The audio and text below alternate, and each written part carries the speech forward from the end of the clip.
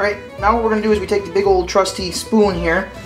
I have washed it with dish detergent, and we're going to go ahead and use that spray bottle of sodium metabisulfite again. And this is why a spray bottle works nice, because you can go ahead and get the surface area of everything. So go ahead and disinfect the spoon with sodium metabisulfite, and now what I'm going to do is take the first batch of this liqueur. Definitely smells pretty much like baking bananas.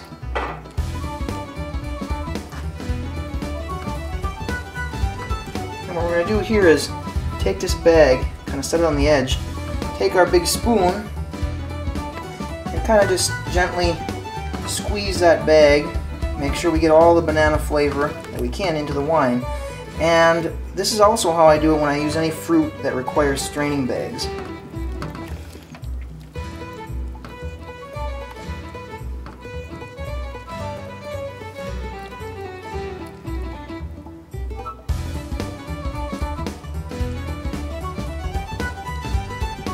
We also want to try to maintain all the liquid that we started with, or at least a good portion of it.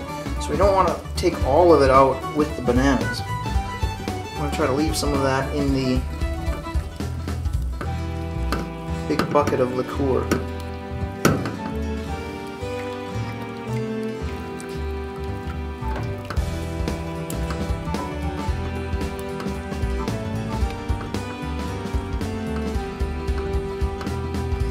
Okay, we'll take that bag, throw it over here in this big bowl, put the cover back on, and then we're going to switch it onto the stove and do the same thing with the other large bucket of liqueur.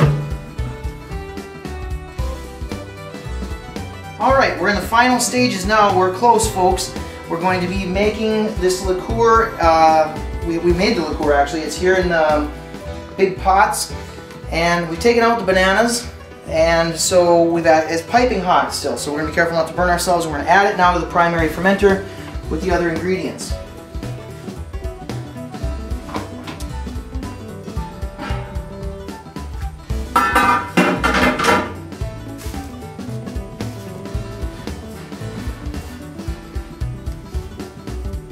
And here's what it looks like.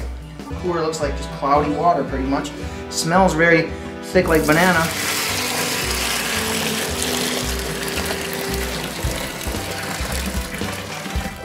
And there's about half of it. I'm going to go back upstairs and grab the other half. Okay, here we're back to put the next batch of liqueur into the primary fermenter. So once again, being cautious not to burn ourselves. Uncover this. Pour it in.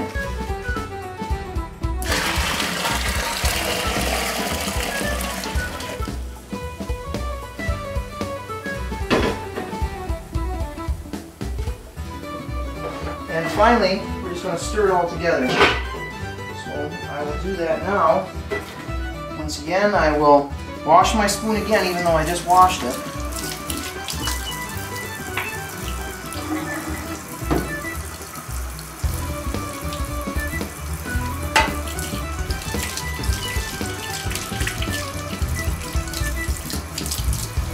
I can't reiterate this enough for those of you that are amateur winemakers, and even for the accomplished winemaker, is that cleanliness in any utensils or things coming in contact with the wine is just completely paramount. You gotta be clean, make sure you take the time to do all that and wash everything every time. And also sanitize it with sodium metabisulfite solution or equivalent. Here's where that, again, that spray bottle is just way too handy, and you're going to see me using this all the time.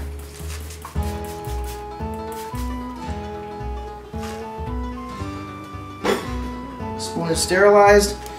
Into the primary fermenter it goes, and I'm going to mix up all that sugar and make sure it's dissolved in there.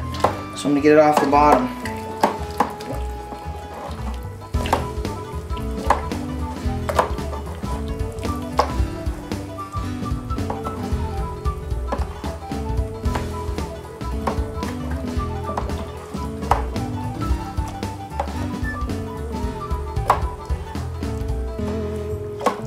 is going to take some time. We're just going to keep stirring it around until we get all of it loose off the bottom.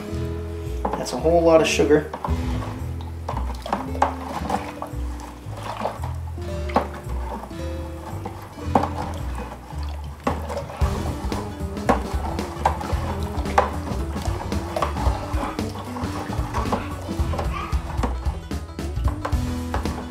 Okay, I've stirred this for almost 5 minutes in order to get all that sugar off the bottom, and now it feels like it's pretty much all gone and dissolved into the hot liqueur. So now that with that accomplished, we're going to go ahead and put the top back on the primary fermenter and wait until this cools down a bit before we add the yeast starter. And then we'll be done and ready for primary fermentation. One thing that is forthcoming here is that we're going to take a initial specific gravity on this once it cools down to see where we're at initially, to get an idea of the percentage of alcohol that this wine should be able to give us.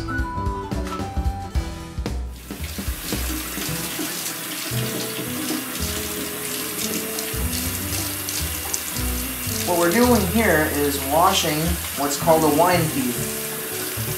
Wine peat is going to be used for us to steal a sample from our must that we've now put in our primary fermenter. We've been allowing this must now to try to cool down from that liqueur being put into it.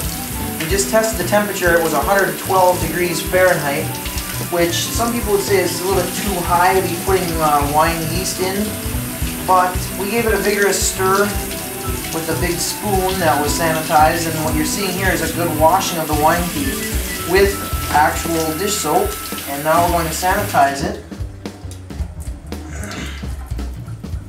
Here's what it looks like. It's just a big tube with a little stopper in it, and then inside the wine peat we place our hydrometer.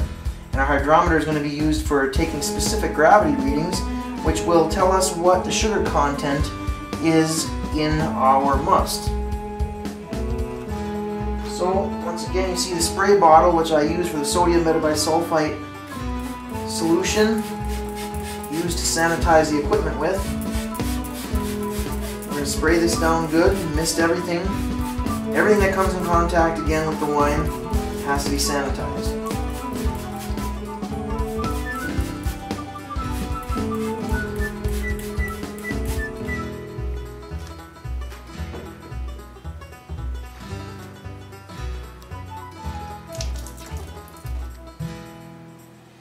Okay, and then to take a sample, all we're going to do is we're going to dip this down into the must,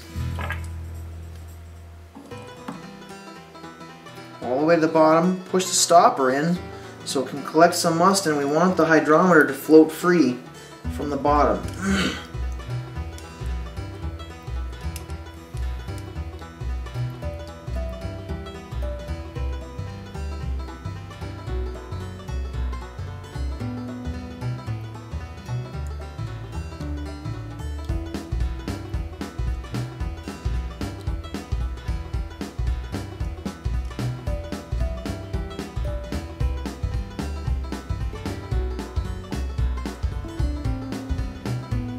Got about a 1.095. 1.095. Initial specific gravity, 1.095. Okay, 1.095 specific gravity, it just so happens is precisely right on the nose what this wine, banana wine, is supposed to be started at. So we're good to go. And what you see here is the yeast starter. When you put the cover on a starter, you do not want to keep it airtight, and hence the paper towel over it with just a canning jar ring. So we're going to take this off now, and the starter is now a very large quantity of yeast cells. We're just going to pour that right in.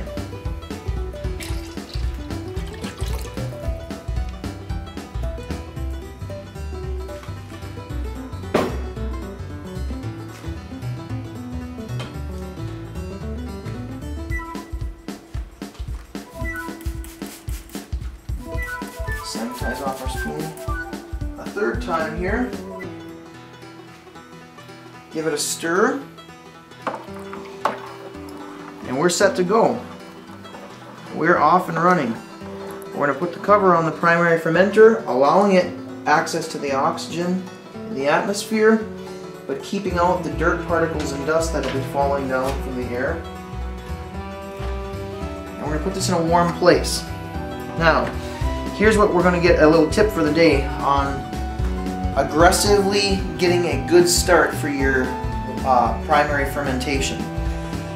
It's recommended for most winemaking to put your must and your primary fermentation at somewhere around probably 76 degrees Fahrenheit, even 72, somewhere around there. And that's kind of actually just barely warm, and yeast will work really well in that temperature. But I've found that if you want to get an aggressive start, and make sure you get, because getting the yeast started is really important. Once it has a good hold, it's not as easier to harm it, but you can go to as much as 100 degrees to keep your primary fermentation in, and yeast thrives really well, even up to 100 degrees and even beyond actually. So what I recommend is that you take a small room, a space heater, maybe clean out a bathroom, for instance, because it has a tile floor or something to that effect where it's not too much of a fire hazard. Put a little space heater in there with a thermostat and set that thermostat to somewhere about 90-95 degrees Fahrenheit. Let your wine go for the primary fermentation under those conditions, and that will ensure even the novice to make sure that you don't have any false starts and faulty starts and difficult starts for your yeast. So what we're going to do is we're going to put this in about a 90 to 95 degree temperature environment, and we will check back daily to take our wine thief and take another specific gravity each day. And when we get down to our finishing gravity, that's when we'll put it under secondary.